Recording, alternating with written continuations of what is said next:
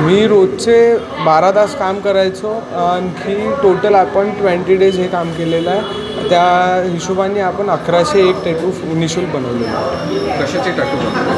राम, श्रीराम, जय श्रीराम हे 3 डिझाईन होती त्याच्यात. का बरं राम, श्रीराम, जय राम? मी एक राम भक्त आहे.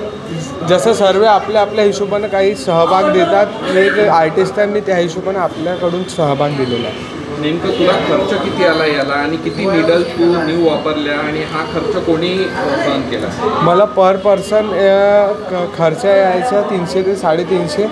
ते टोटल आपण 1101 टॅटू काढलेले आहे. आपण 1500 निडल बोलवली होती.